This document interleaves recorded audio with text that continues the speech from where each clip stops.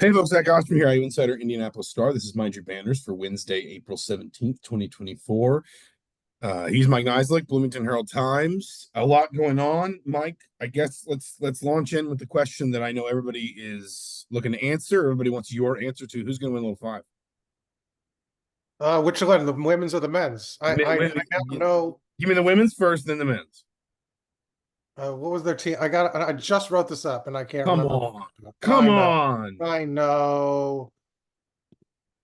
This is good. This is good You need your radio. expert predictions. They're not ready. Come on. Come on. What's your team name? What's your team? Phi Kappa Psi is the team that I hope. They are not winning. Let's Okay. see. All right, we'll see. Let's go with Kappa Alpha Theta for the women's. And Sigma Phi Epsilon for the men. How do you like that? Did you just pick the series winners? They did win the series. Yeah, yes. Yeah. You just picked the spring series winners. That's very unimaginative. It's going on the bulletin board right now. Anyway, but Sigma Phi Epsilon also had the top qualifying time for the men this year. That is the least important of all the spring events. So they've got all the jerseys. Predicting I forgot to ask, like, do you get to pick then? Because you get the green or the white. Do you get to choose which one you want? Well, that's kind of that's sort of been race director discretion in the past. You would rather have the white jersey. It's the one that you earn. It's the one that signifies. So they choose but if they like the color green, what if the green? Well, sure, but like I think if put it this way, you know, as somebody who's worn the green jersey before, if we'd won the spring series, and we were nowhere near winning it, but if we'd won the spring series, we would have chosen the white jersey. Because the white jersey signifies a level of sort of like team, like team success. Yes, yeah. Yes. And I've known, teams that won the race the year before, which means they get the yellow jersey, but then they win the spring series, and so they want to wear the white jersey. And I've known race directors who've told them, no, you have to wear the yellow jersey because you can't run the gold jersey. It's yellow. It's not gold. Okay, please. It's yellow. It's yellow. Gold. No. So what do you know what color jersey? Because I asked you, I think last week, you did not know what jerseys you had. Red. We're red. We have solid red jerseys. Was that because of Liverpool? No. Yes, the entire house. Just huge fans. No, we wear red pretty much whenever we can. So it's preferred. If obviously you can't have one of the ones, we were in the green jersey a couple years ago, but anyway, let's move on to the thing that people are talking about almost as much. Trent Holland. As your little 500 predictions. Indiana has been quite active in the last, I would say, 7 days in the transfer portal, really about 5 days. It hasn't been a surprise. We talked about this a little bit last week. We said this is going to be like a breakneck time, not just for Indiana, but for schools across the country, visitors coming in and out, visit plans changing as guys commit, as, priorities change and needs get filled. I guess let's start with the two that Indiana's taken. Miles Rice commits over the weekend. Really, really good point guard out of Washington State, was Pac-12 Freshman of the Year last year. Then Umar Ballo, the center from Arizona, very recognizable player. I think two-time first-team All-Pac-12. Pound for pound, one of the best rebounders at both ends of the floor across the last 2 seasons in the country. Obviously, very much an out-and-out center, a different kind of center to Kalel Ware or even Trace Jackson Davis. But when you had, 7 open scholarships, or 6 once you count in Bryson Tucker, the freshman McDonald's All-American who committed, and B, needs, pretty much up and down your roster, whether they're, you need starters, you need reserves, whatever. Indiana probably could have asked for a much better start than what it's done so far in the portal. Yeah, I mean, in terms of what the guys are ranked, I mean, I hesitate to sort of say, like, is it a win yet? Because based on how the roster will be constructed, like, I mean, I read your insider piece and kind of talking about Bello, and just, what kind of player he is, and, looking at Miles Rice's kind of where his strengths to his game. I think the conspicuous thing that's still lacking is 3-point shooting. I mean, Arizona was a really good 3-point shooting team the last 2 years. Shot more than 7 per game than Indiana did last year. Made about 40% better last year. Shot about closer to what 37, 38% the year before. Does Indiana have the guys to space the floor? And so I hesitate to say like this is a great start, like because they need shooting, and if they don't shoot anymore, they don't add any shooters like they did last year. Doesn't this feel like just you're running the same? I mean, running into the same brick wall essentially. To some extent, I think. I mean, like Ballo is obviously his own thing, and clearly, we kind of questioned like would Indiana try Malik renew at the 5? There were some advantages to that. Frankly, there would be some disadvantages to that. It just sort of seems clear that Mike Woodson wants that big. Like he wants that Yeah, I mean presence. this Now, news a now floor. what I would say is, based on the current complexion of things, and this can always change, but I wouldn't be shocked if Indiana, which kind of played, seemed at least to want to play more of a 4 big rotation last season, was in more of a 3 big kind of rotation this season. And some of the guys, whether it's like a Benham Richis, or I believe I'm pronouncing that correctly, or Elijah Malone, some of the guys that Indiana's targeting maybe for that sort of backup big spot are a little bit more versatile, at least in terms of their profile, maybe can shoot a little But I'm bit. saying, I mean, you're going to play Bello a No, bit. I mean, but I you're think, going to get the but majority I of the was I minutes. was getting there. Let's go, man. I think the other thing you need is just playmaking ability. Like I think that we talked about shooting and that was a big part of it, but we also talked about how many times the offense would go stale because there was just nobody who could beat the man in front of them. Or I mean, absent Trey Galloway's sort of late season, you know, But my emergence, counterpoint to that, there was just nobody that could run the yeah. pick and roll stuff at all. So, I mean, you had, for example, a player, Mackenzie Mbako, that shot close to 38% from 3 in Big Ten play, but it took Indiana way too long to figure out how to get him the shots he needed, essentially within But I guess the counterpoint is that if Galloway doesn't improve his 3-point shooting, and Rice is kind of the guy, and they're the backcourt, right? And your backcourt's shooting less than maybe 32%, 33% from I 3. mean, Indiana is targeting some other dudes though that may start over Trey Galloway. Maybe, but I'm saying let's go by the roster right now. It's like I sat next to a guy that banged his head on the table game after game because they didn't have volume 3-point shooters, and said this is the death of basketball. And it's like this seems like another roster that's going to have that same. I mean, as of right now, obviously they could add some players, but I mean it's gonna take some work. I mean, they're gonna add 3 shooters, 2 shooters, because like the lineup right they have right now, Mackenzie Mbako is your best 3-point shooter by far, right? And is Yeah. that enough to sort of counterbalance what you said? I mean, because you've seen the teams. I mean, they just launched 3-pointers, and Indiana cannot keep up. And it seems like this lineup will be very similar. They'll be maybe better offensively because, like you said, the playmaking will be better.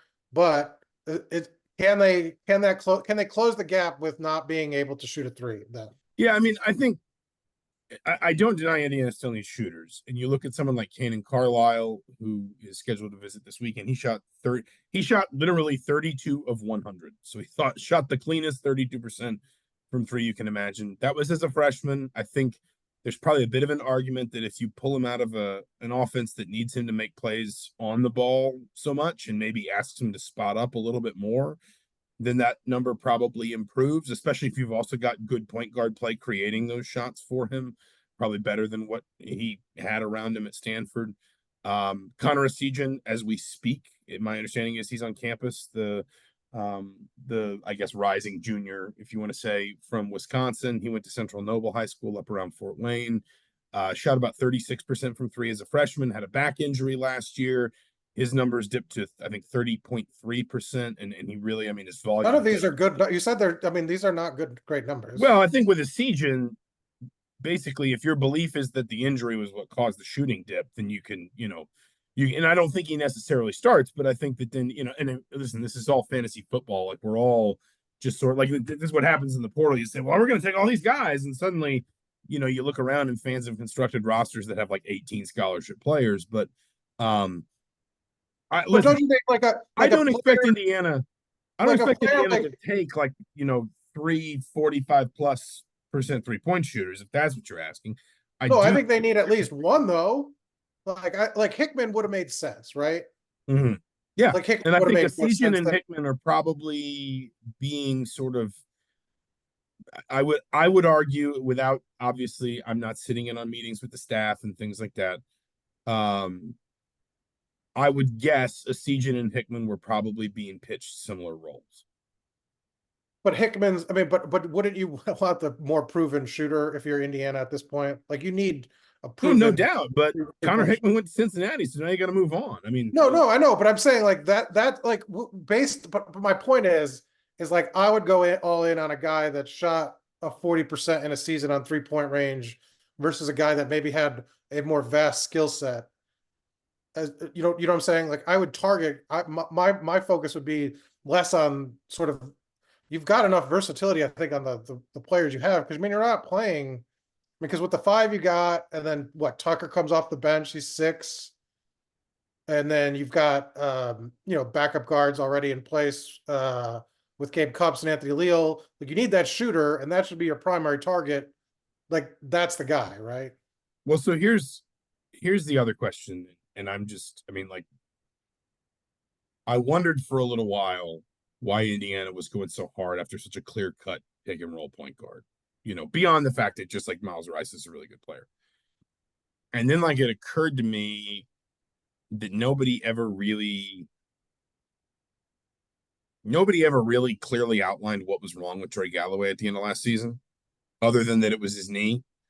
And I think, if memory serves, I asked him pretty directly in the locker room in Minneapolis whether he'd need surgery, and he kind of wouldn't talk about it. My point is, there may also be an extent to which you're recruiting around the idea that not necessarily anything you get from Trey Galloway is a bonus, but that you don't want to wind up in a situation like you did last year, or arguably even 2 years ago, where you had this big role carved out for a guy, and you then watched him get hurt, lose the bulk of the season, and not really be able to sort of replace that. And even, I think it's probably fair to say, when Xavier Johnson got back from his injury, he never really found his rhythm. We never saw the player that maybe Indiana had from like, early February to the end of November 2022. That I wonder if there's also an extent to which you're sort of looking at Trey Galloway and saying, if that knee injury did require surgery, and that's probably something we will find out in the future, but even if it didn't, it's still a knee injury. Like, it's still a concern. Is there an extent to which you're almost sort of trying to backload for the idea that you don't put yourself in a position where one guy getting hurt the way Xavier Johnson did last year just completely depletes your backcourt? Talk for a little while here. I got to go let my dog in. I'll be right back.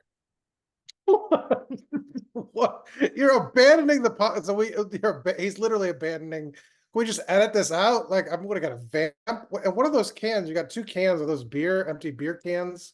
I don't know if this will be posted on video. He's got beer cans in the background, very orange, or energy drinks. I'm not really sure which. This is not good. This is not good podcasting. Poor planning on Zach's Mind Your Banners, the brain trust here to not let your dog in ahead of time. Terrible, terrible form. It's like a rookie mistake. So the question was, the audience was asking, are those beer cans or energy drinks behind you? These are the Waterloo seltzers. It's tasty seltzer. Seltzer. But no, you've done, what Peach you've flavor.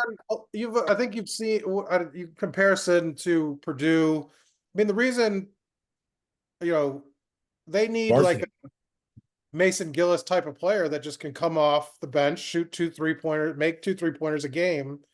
And they don't have that. I mean, they don't have it in the starting lineup, let alone the bench. And I get not putting all your eggs on like one shooter, but then to still not shoot. I mean, I don't know. I'm just hesitant. Like, look, like I said, there was this person in my ear all season long about the importance of 3-point shooting, and what the decade and a half lull, how this has ruined Indiana basketball. How important. And so maybe that's sort of where I'm at with it in terms of constructing the roster. And because Woodson, as good as he's been at times, sort of making the pieces all fit, his roster construction has sometimes been a little wonky. No, I think that's fair, and I'm not sitting here saying, "Hey, look, it's UConn," but in an Indiana jersey. I do think that broadly speaking, They're more. I mean, Miles Rice alone makes them more dynamic, probably, and and especially if it's healthy. But I'm and saying while because the team Kalel, while worked you're out, losing something obviously with Kalel Ware, right? it's worth saying you're gaining something with Umar Ballo. Like Indiana has not been a very good rebounding team, frankly, either of the last 2 years, despite the fact that it has had, statistically speaking, a really good rebounding center in Kalel Ware or Trace Jackson Davis. Umar Ballo, though, rebounds at a different level to either of them at both ends of the floor. I mean, he was top 10 in the Pac-12 each of the last 2 seasons in league play in offensive and defensive rebounding rate. Like he's just purely one of the best and most physical rebounders in the country. He's a better finisher around the rim than Ware or Jackson Davis, who obviously was a fantastic finisher himself. Um, he is a physically dominant player, and so my point is the team I don't think will be perfect. I think it will change. I also agree that I think Indiana is going to be, especially if you can add someone like Kane and Carlisle to Miles Rice, and maybe all my doom predicting about Trey Galloway doesn't wind up coming true, and then suddenly you have three guys that maybe have the ability to run a little offense, maybe in the case of someone like Carlisle, move off the ball and hit some threes. Maybe even if you take the ball out of Trey Galloway's hands and you can pare back some of his offensive role, maybe he can find a little bit of his 3-point shot again. And, even if he gets up to like 34-35% with some volume, that's a substantial change. But it's also, you start to look at a roster that has, first of all, you bring up Mason Gillis. Well, if you only have three bigs, true bigs, and the one on your bench is maybe a little bit more flexible, can shoot the three a little bit, well, then you do kind of have Mason Gillis, or you have, if nothing else, the ability to remove one of those bigs, slide McKenzie and Baco to the four, Bryson Tucker to the three, and then suddenly you are playing those lineups that Purdue ran out there a lot more, that had either like Cam Heide every once in a while, Fletcher Lawyer, or Miles Colvin at the three and Mason Gillis at the four. And listen, we kind of got to see Mike Woodson buy into that before we believe he's going to do it. But at the same time, if he doesn't add, multiple front court players behind Ballo and Renew by the time that we sort of close the book on this roster, then it won't be like a huge leap for us to say that's something he's planning on doing, because you just simply can't split 80 minutes among three bigs, especially when one of them's a little bit foul prone. And, A little bit. well, he's not as foul prone as he was his freshman year. He's gotten better. I mean, by the end of that last 10 game stretch, it was that last no, that's fair. That's fair. 10 game stretch was it? But either way, I guess what I'm saying is, number one, I think you start to feel like you are adding up an overall talent level that is better. Number two, I think you have a reasonable path to improvement in terms of 3-point shooting specifically from some of the guys involved, like a Carlisle, like potentially Galloway, certainly McKenzie and Baco. I mean, his Big Ten versus overall splits last year, he clearly found his shot as the season went on. And there's no reason really to believe that as long as he's healthy, it won't get even better next year. I don't expect Indiana to suddenly become the Warriors, but I just think that there's a very good chance that they will find they have more shooting than they did a year ago, and that at very least it looks a little bit like it did in Woodson's second season, where they still didn't shoot a lot of threes very much at all, but they didn't make them, and they made them enough for the offense to have some capacity to it and have some urgency to it, or whatever you want to say.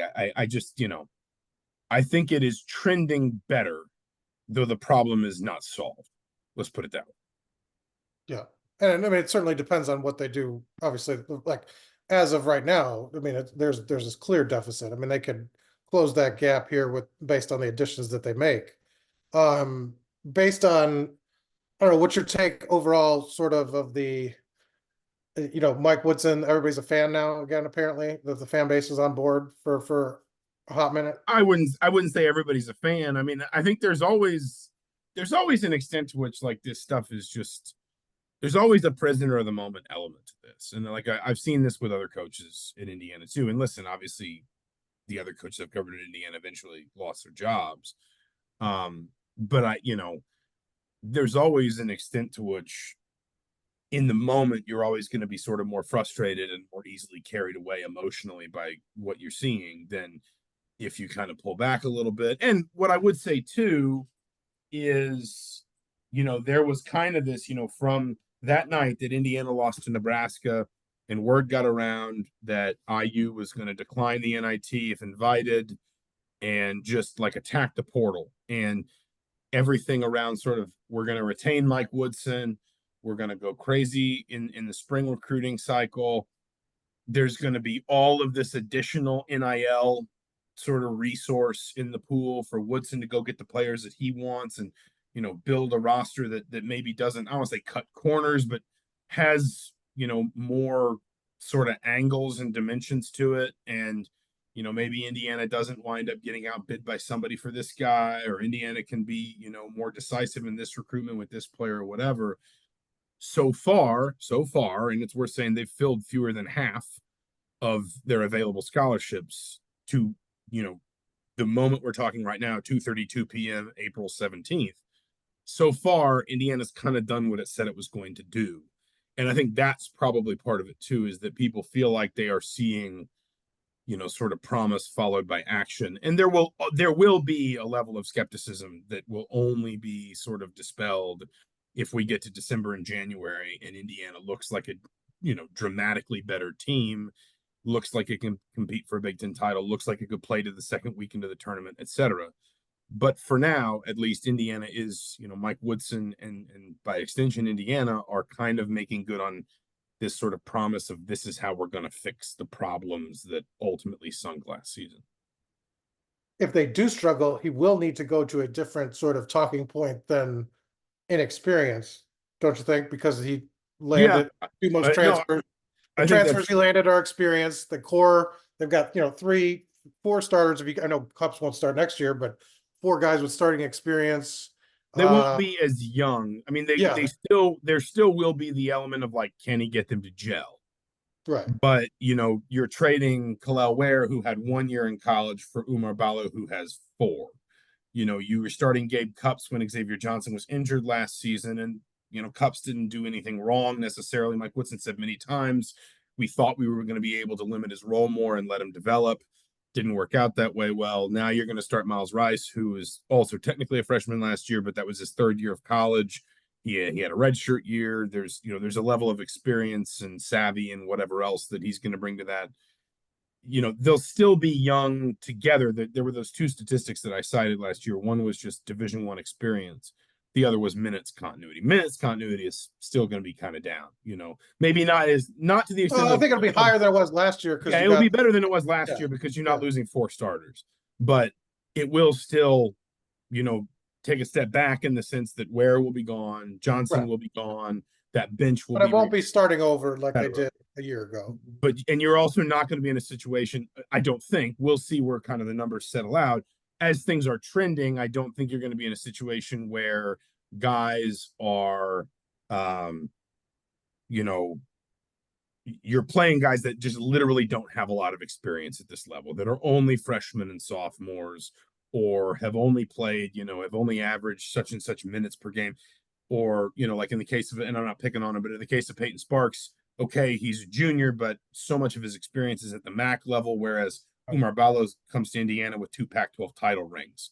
Miles Rice was in the second round of the NCAA tournament last year with Washington State. So no, they will be young in some ways, but not nearly to the extent that they were last season, either in years or in collective I experience. mean, because I just think that there should be, regardless of what happens now, I mean, they should be a more fully formed roster or unit, I guess I would say, by the time week 1 or game 1 comes around.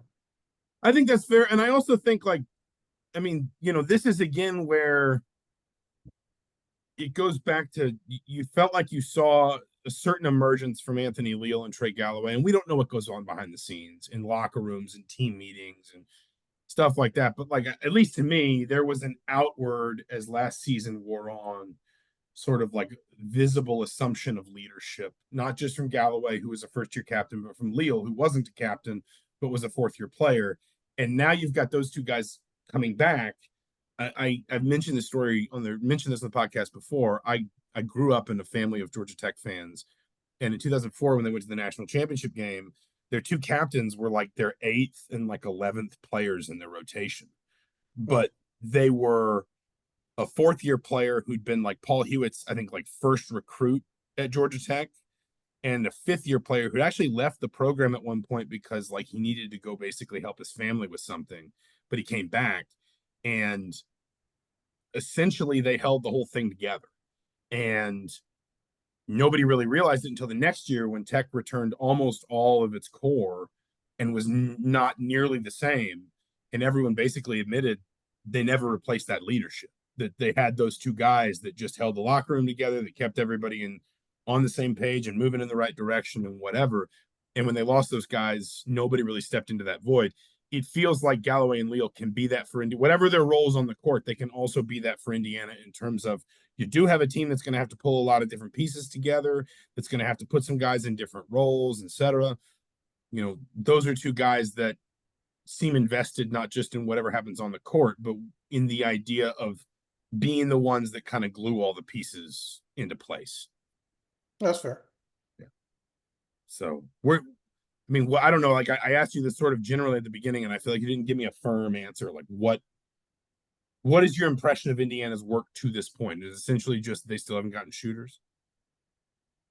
Well, I mean, they've done well. I mean, they've added, two of the most. I mean, I think when you talk about when they've won recruiting battles against guys that, like you said, probably cost quite a bit of money, and they threw down and said, here they're ours. And so, I mean, I think it speaks to the uh backing to the program, I think, more than anything else, that they were able to sort of win. I mean, I think because based on what you've seen, I think, and NIL is kind of driving the bus right now. And so, I mean, Indiana's in the front, right? In terms of basketball, at least, that they're able to do that and do that multiple times over, I think, should, especially with a coach that is sort of on the hot seat, that should, from a fan perspective, that should instill some confidence sort of in the status of the program, even though the success on the court hasn't sort of been where they wanted, especially last year. In terms of how it all comes together, like you said, I don't know. Just because the way that the season went, the teams we saw have success against them was all just driven by 3-pointers, and so they haven't added that component yet. So I'm sort of leery to say, like, some of those games you still lose. I think it'll be interesting to see how the team schedules next year in terms of what that comes together. Like, is Mike Woodson going to want to sort of push this team like he did last year? And did he find that successful, or how that the push and pull of that? Just because I think you want confidence going in the Big Ten. If they lose a bunch of games, are you facing a similar situation where the fan base is frustrated already by the conference season? I am fascinated by Ballo because like Woodson has, and I know you've got a hard deadline here. We'll get you out in a couple minutes. Um, Woodson has always seemed to value this sort of, high productivity center. Um, but Ballo's very different. I mean, Trace Jackson Davis was a remarkable post passer, and Woodson essentially built the entire offense around Jackson Davis. Not just like get him the ball so he can score, but get him the ball because he'll, And what you say his assist rate last year was really low, right? Ballo's, yeah, it was like 5.5%, which, like, for comparison purposes, 2 years ago, I cite this a lot. 2 years ago, Trace Jackson Davis's Big Ten only assist rate was 28.7%. For comparison purposes, Yogi Ferrell's Big Ten only assist rate never broke 28.4%. And Yogi Ferrell is the program's all-time assist leader. Now, different offenses, all that, but the point is that's how creative Jackson Davis could be from that sort of 4 or 5 spot, depending on how you want to classify where he got the ball. And then you had Kalel Ware, who obviously was not necessarily a distributor, but had so much sort of freedom to roam beyond the 3-point line. And, Indiana used him in the short roll a lot and different stuff like that. Like Ballo is, I mean, he lives at both rims. He's an elite rebounder. I wouldn't necessarily say he's an elite shot blocker, but I mean, he's 7 foot 260, and he doesn't get in a ton of foul trouble. You can imagine, not unlike Zach Edey, the way he just kind of affects shots. And then around the rim, like he's just really, I mean, he's an elite finisher. And despite the fact that he doesn't always hit all of his free throws, he gets fouled at a rate that he sort of sometimes becomes one of those players that even if he shoots 60% on his free throws, like he just shoots so many of them, it becomes an impactful thing in the course of the game. So he's a completely different kind of five, is kind of my point here. And it will be interesting, I think, to see how Woodson, who really likes ball screen offense, who, I think probably, it is probably fair to say, would rather not play too much drop coverage, so he's done it, before. How he schemes around a very different five than what he's had in the past. We can leave it there unless you have, urgent thoughts on the spring game. I figured we maybe talk about that next week. Your categorization of his free throw shooting, he shot less than 50%. I think was very well. 2 years ago he shot 70%. So I think the question you have is basically, but he only shot 2.6 per game. So I mean, okay, yeah, but the question is, can you find a better intersection of efficiency and volume? I just thought you were very generous when he said he made some. I mean, I said even if he shoots 60%, which is basically halfway between his career mark and what he did last year. Are you going to go back to your beers now? These are my Waterloo sparkling water, naturally flavored peach seltzers. I would love ones that just say they're unnaturally flavored. You break these out like they're sponsoring the thing. You got these, if they want to, I think they're fantastic. If they want to sponsor the podcast, I'm sure we have a lot of listeners at Waterloo Sparkling Water Corp, Austin, Texas, zip code 78702. If they want to sponsor the podcast and also possibly pick me up some Franklin's barbecue and send it to Bloomington, we'll be happy to arrange that. And them and the defunct, was it the defunct Subway that you had the hat for? The what?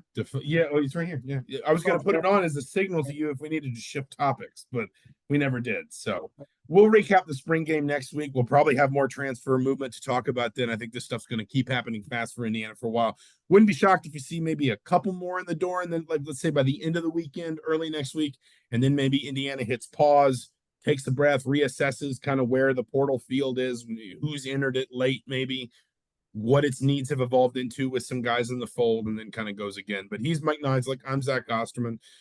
For the Bloomington Herald Times, for the Indianapolis Star, this has been Mind Your Banners. Thank you so much for listening. We'll talk to you soon.